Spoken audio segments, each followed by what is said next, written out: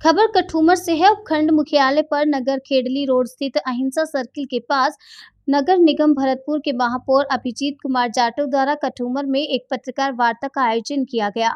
पत्रकार वार्ता के दौरान अभिजीत कुमार जाटव से पूछा गया, कठूमर क्षेत्र की जनता अपने क्षेत्र के व्यक्ति को छोड़कर आपको मतदान क्यों करेगा? जिस पर अभिजीत कुमार जाटव ने कहा कि कठूमर क्षेत्र शिक्षा, बिजली, पानी और रोजगार के मामले में बहुत पिछड़ा हुआ है। अब तक किसी भी प्रतिनिधि के द्वारा इन जन समस्याओं को सुलझाया नहीं गया। ये समस्याएं जस की तस बनी हुई हैं। क्षेत्र के युवा रोजगार के लिए बाहर पलायन कर रहे हैं। एक दो सड़कों को छोड़कर गांवों की सड़कों की हालत खराब है। शिक्षा के क्षेत्र में कहीं विद्यालय के लिए भवन नहीं तो कहीं शिक्षक नहीं। गांव में पीने की पानी की समस्या विकराल बनी हुई है। मैंने ये दृढ़ निश्चय किया है, मैं कठूमर क्षेत्र की तस्वीर को बदल दूंगा।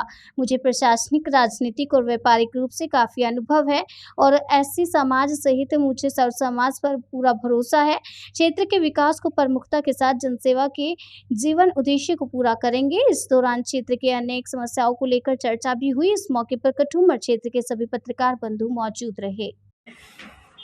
परिवर्तन लाने के लिए कम वक्त लगता है। सामाजिक क्षेत्र में परिवर्तन लाने के लिए आपको बहुत वक्त लगता है, क्योंकि राजनीति में सत्ता के साथ में एक दंड भी होता है। तो आप तुरंत उसमें एक परसेप्टिबल चेंज ला सकते हैं। सामाजिक सेवा में, जन सेवा में वो चेंज लाने के लिए आपको बहुत वर्षों लग जाते हैं और फिर भी वो आपके जीवन काल में संभव हो नहीं हो, ये कहने का नहीं है। इसीलिए मैंने इसमें आने का नहीं, आपका मकसद, आपका कहने का ये है, जितने भी दुनिया में दार्शनिक हुए उन्होंने अपने जीवन काल में जब तक वो जिए या कोई दर्शन दिया है, अपने जीवन काल में उस दर्शन को एक चॉइस है। मैं आपसे ये कहना चाहूँगा, एक चॉइस है, चुनाव है।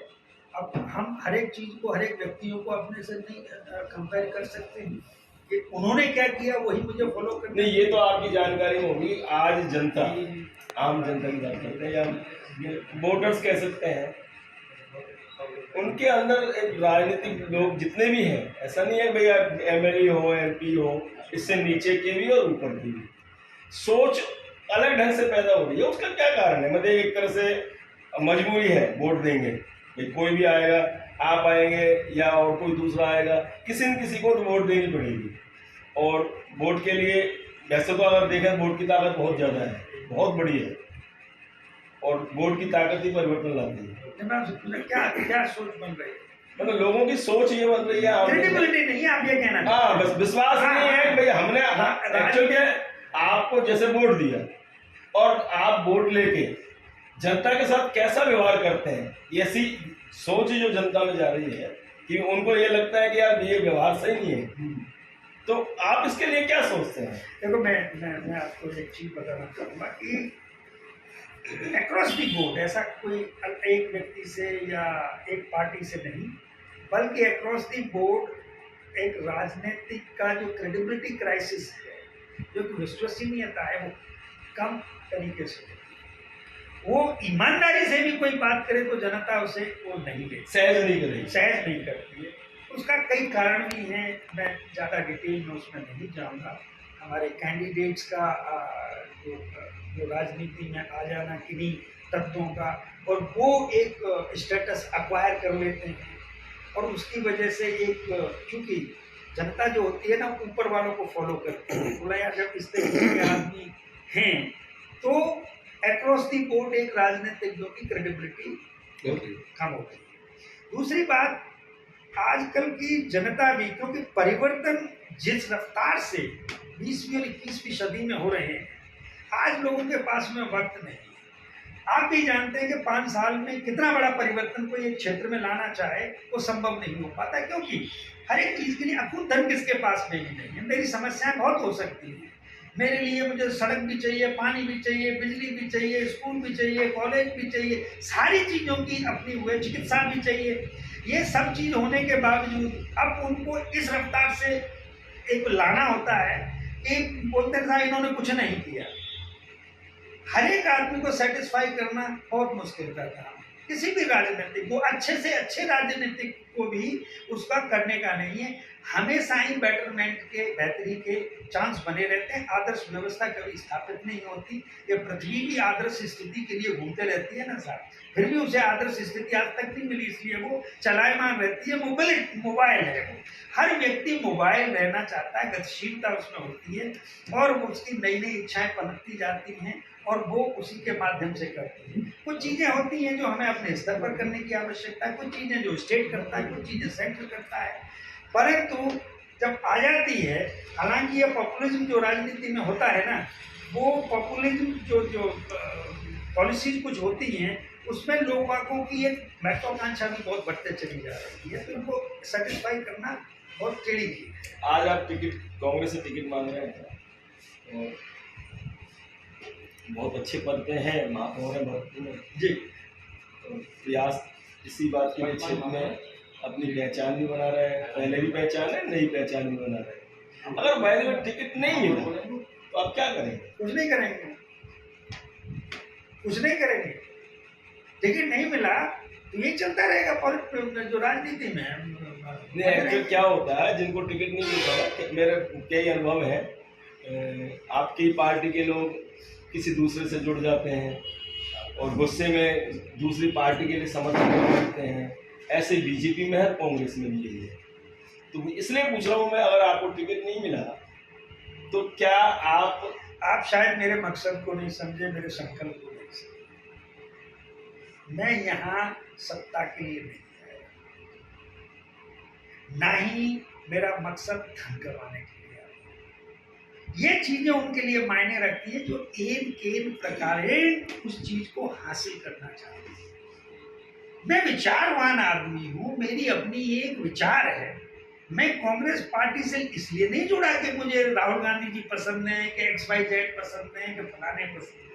मैं उस विचारधारा से जुड़ा हुआ हूँ। वो विचारधारा के लिए व्यक्ति गौण होता है, व्यक्ति गौण होता है। अगर मैं विचारधारा के लिए, आप ये कहना चाहते हैं कि मुझे टिकट नहीं मिलेगा तो मैं क्या करूंगा, कि मैं इंडिपेंडेंट लड़ूंगा, कि मैं दूसरी पार्टी ज्वाइन करूंगा। मैंने पहले भी कहा है, ये सब मैं, कोई मेरा ध्येय नहीं है, ना ही कोई उद्देश्य है। अगर मुझे टिकट मिलता है तो चुनाव लड़ूंगा। ये पार्टी को डिसाइड करना है कि आदमी काम का है कि नहीं करना। ये काम मेरा नहीं है साहब, मेरा काम करने का है। परंतु मैं किसी भी कीमत पर ना मैं इंडिपेंडेंट लड़ने वाला, ना मैं बीजेपी से लड़ने वाला, ना किसी और पॉलिटिकल पार्टी से। और ये अंतिम फैसला है। आप भी आई हैं, मैं ही आई हूँ। जब तक जीवित रहेंगे तब अपन देख लेंगे। मिलता है बहुत बढ़िया, नहीं मिलता नहीं मिलते।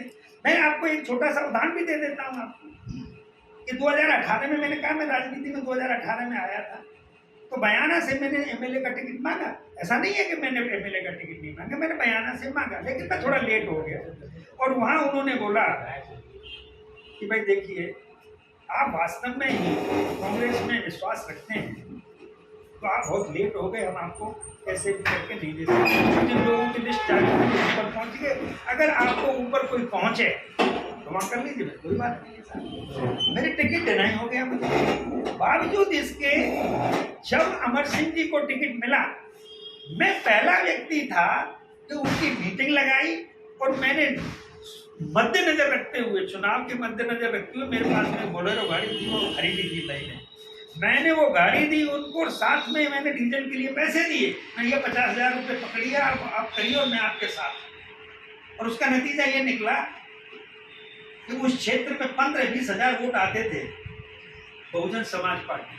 हम लोगों ने उसको किया और उसको 2,600 पे लाके सीट। मैं कोई नाराज नहीं हूँ, क्योंकि बहुत सारे लोग नाराज हुए, हमको टिकट नहीं मिला, इसको दे दिया, ये उसको हल्का कैंडिडेट समझ के तमाम तरीके के आरोप भी लगाए। परंतु मैंने कहा भाई, पार्टी ने दिया, सोच समझ के दिया होगा, हमें इनके साथ में काम करने की आवश्यकता। खूब किया, वो विजयी हुए। और उसका फायदा मुझे किसमें मिला साहब? MP की टिकट में। तो सारे MLA को बुला के पूछा, अमर सिंह पहला व्यक्ति था, बोला मेरा कैंडिडेट अभिजीत था, इसका आपको लाभ मिला, उसको लाभ मिला। तो मैं वो बहुत तरीके का करेक्टर नहीं हूँ साहब, मुझे टिकट नहीं मिले कुछ ऐसा करो। सर, यदि कांग्रेस आपको टिकट देती है, आपको प्रत्याशी बनाती है, तो आपकी कठिन क्षेत्रों को लेकर प्राथमिकताएं क्या होंगी? तो सर, एक जनप्रतिनिधि होने के नाते बहुत सारी, ऐसा नहीं है कि बहुत बड़े बहुत लिमिटेड चीजें 5-6 भौगोलिक जो देखते हैं हम लोग, तो जो मूल समस्याएं होती हैं किसी भी व्यक्ति के लिए और जो जनप्रतिनिधि को उठानी चाहिए, वो मूल समस्याएं बिजली, सड़क, पानी, व्यक्ति के विकास के लिए शिक्षा, स्वास्थ्य, चिकित्सा और रोजगार, ये मोटा मोटी समस्याएं हैं। इनके ऊपर हमें काम करने की आवश्यकता है। मैं यहाँ क्षेत्र में घूम रहा हूँ। मैं सबसे पहले तो बात बताऊँ, आपके रोड की हालत, कुछ रोड को छोड़ दीजिए अच्छे हैं, उसका नहीं कहता, बाकी का बाल क्षेत्र में तो 30 किलोमीटर सफर करने के लिए आपको कम से कम 1.5-2 घंटे लगते हैं। हालतें खराब हैं। तो आए जनप्रतिनिधि की यही प्रायोरिटी मैं समझता हूँ। हो सकता है आपकी अगर में और भी होंगी। सबसे पहली प्रायोरिटी आपकी जो मूलभूत सुविधाएं वो मुहैया कराने के लिए करना।